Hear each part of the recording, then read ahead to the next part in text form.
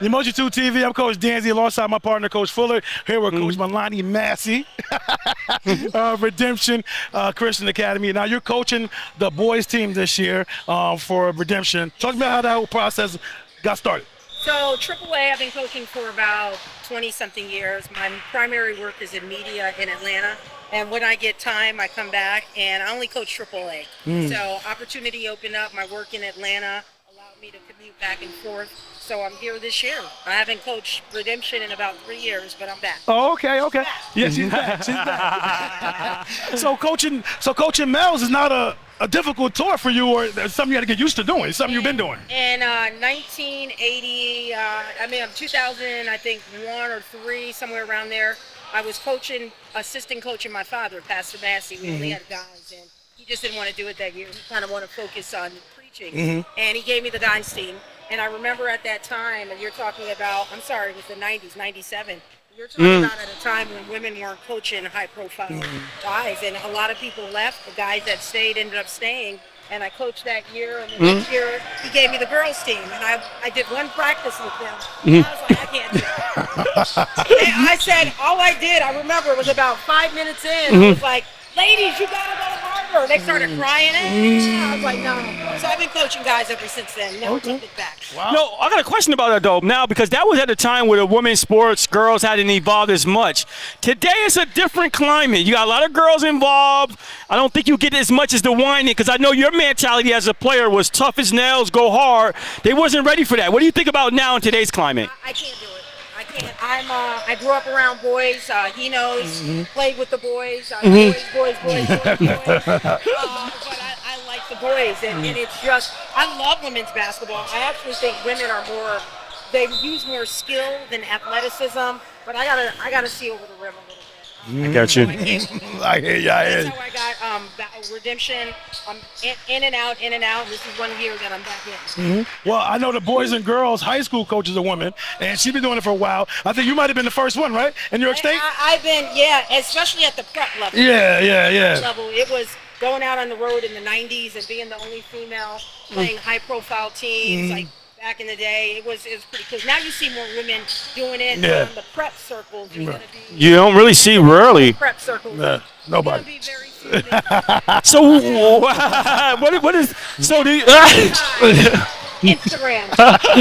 now do you think that males take it personal when they're going up against you, or is this Back in the day, it was a serious issue. As a matter of fact, my brother was my assistant coach, and the assistant coaches back then would go up to him and talk to them, and he'd say, she's the head coach. And you do. I know if I were a guy, I don't want to get beat by a female. I know we're not in that era. I know it's accepted now.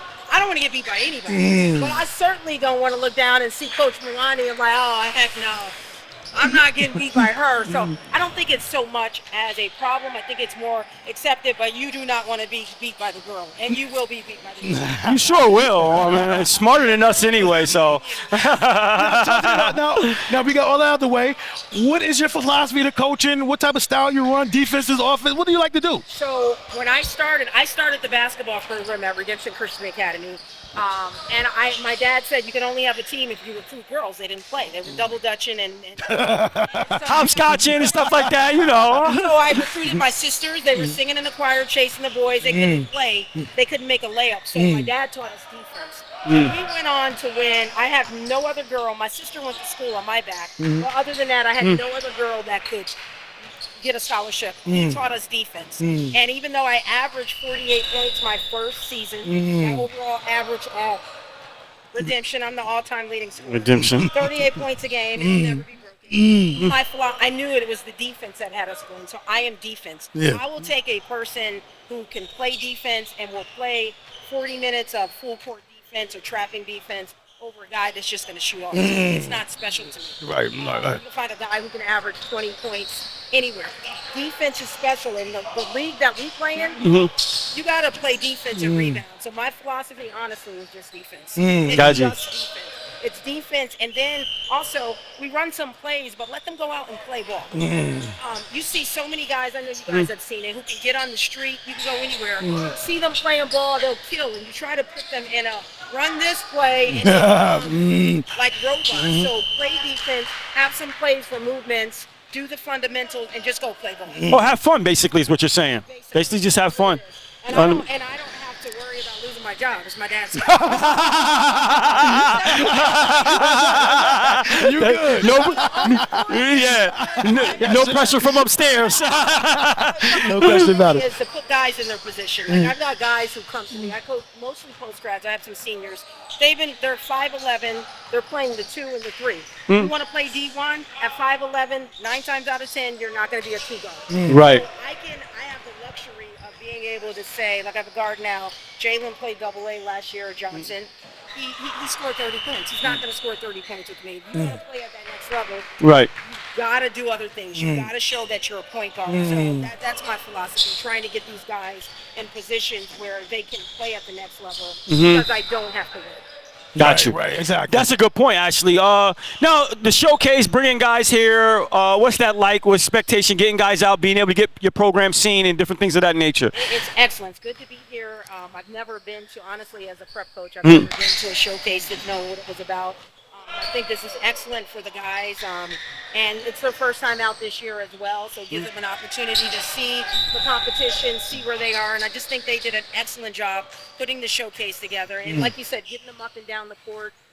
We've been practicing for like a month now, and it's just each other. And now you're seeing other players, so I think the showcase is wonderful. Yeah. Now, I talked to Dad about expanding. He said he was looking to expand, I think further up north it was. Was that it's something? So right before COVID, we had another campus in Northville, Massachusetts. COVID hit, we shut that down. We do have another campus. We're on it, but we're not on it. It's in Pittstown, about 20 minutes from Troy, New York. Because we only, and on our original campus where we are now, we can only carry so many players. But we're maxed out. So our next campus, we're building it out for the dorm, so we already have it. So probably toward the end of this year or next year, we'll be on both campuses. Yeah. Yo, COVID ain't stopping you guys. But it's good. I think it's the first time in a while. My goal too is to get the kids out in the community to do stuff. Right. I wanted to go to Siena. And back in the day, I mean, of course, Syracuse, Tennessee, Vanderbilt, Stanford, all the big schools were recruiting me, but I wanted to stay home and go to Siena. We didn't have a relationship with Siena at that time wouldn't even return a call. Wow. Gotcha. Wow.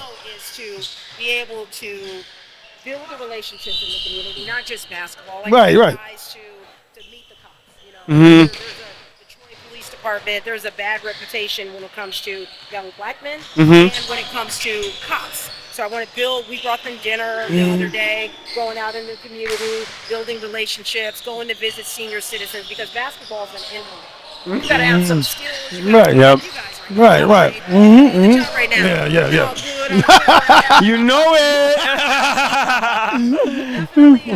Definitely expanding. Definitely good to be here, see the competition, and let the guys get out into the community.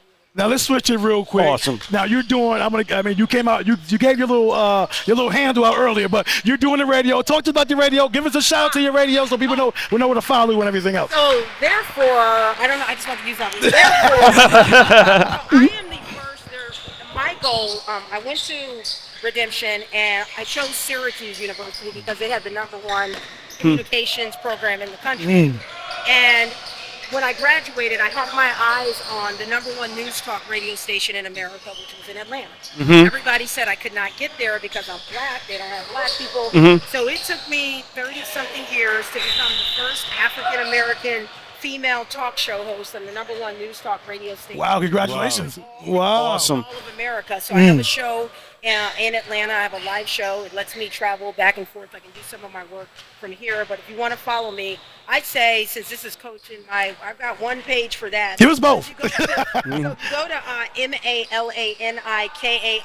Put Malani Kai in your search engine. That'll come up. I mean, the first interview you might see with me and Dr. Bernice King. But other than that, go put Malani Kai or Coach Malani is what I really like. Okay. That's where I'm showing the guys out in the community. So it's Coach MALANI, but you'll find me. Okay. Now, what are you doing? Because, you know, I seen you last time. You look healthy. You look great. You look in shape. It's good.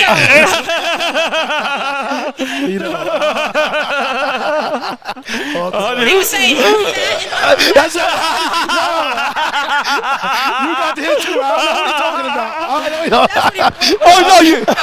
You understand, girl, you was ugly like that. No, I said. No, what I said was you went from A to A plus. 100%. Thank you. Thank you very much. So many times this caliber of basketball, this level, is overlooked, and it's necessary and it's needed. 100%. And I think that the guys like to. I don't care what level you are. You're D1, D2, D3, NAIA. I just found out there's another conference that this school. I think it's just for the smart people. What school? The Albany College of Pharmacy. Yes, this is what this is. Yeah. Yes. Right. Right. That's a fact. Need exposure. Every you see the parents out here. Yep. Yes. Kids. Man, yes. That's a fact. Yes. Doing it is a huge deal. We appreciate that. Yeah. Yeah, thank you very much, and we look forward to covering you this year, seeing you out on the circuit as well. No question about it. Anyway, I promise. Okay. Thank you. Yeah.